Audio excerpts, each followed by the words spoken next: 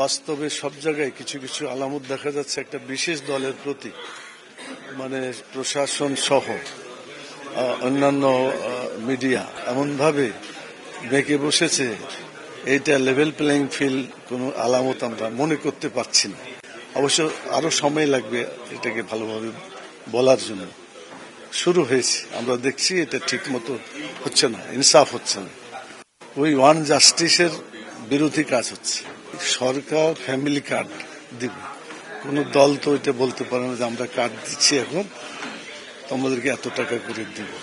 এটা আচরণবিধির বিরুদ্ধে, নির্বাচন আচরণবিধির বিপরীত। আমরা অনেকেই এটার প্রতিবাদ করলেও এখন পর্যন্ত এই জিনিস কন্টিনিউ ভাবে চলছে।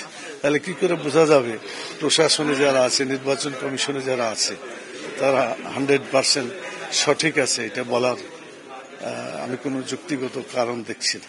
না, যদি লেভেল প্লেইং ফিল্ড না হয়, নির্বাচন তো মানে যে জুলাইয়ের যে চেতনা সেটা যদি না হয়, তাহলে এটা পুনরুদ্ধার করার জন্য সকল দল মিলে আমরা আন্দোলনে যাব ইনশাআল্লাহ। কাউকে কাউকে এমন নিরাপত্তা দেওয়া হচ্ছে যেটা আচরণবিধির বাইরে, আবার কাউকে দেওয়াই হচ্ছে না। এরপরে বিভিন্ন জায়গায় দেখা যাচ্ছে যে প্রশাসনে যারা আছে তারা তাদের যেমন বাছাইয়ের সময় আপনারা দেখলেন, দ্বৈত নাগরিক যাদের থাকবে তাদের করা হবে না।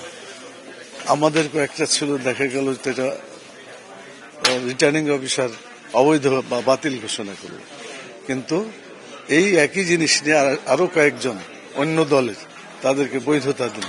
এগুলো দেখে স্পষ্টত প্রমাণ যে এখানে যে ইনসাফ হওয়া দরকার, লেভেল প্লেইং ফিল্ড হওয়া দরকার, তা হচ্ছে না।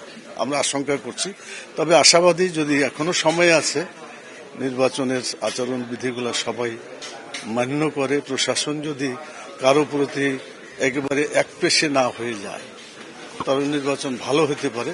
প্রধান উপদেষ্টার যে সুন্দর একটা নির্বাচন জাতিকে উপহার দিতে চাই, সেটা হওয়ারও সম্ভব যদি আইনগুলো সঠিকভাবে মানা হয়।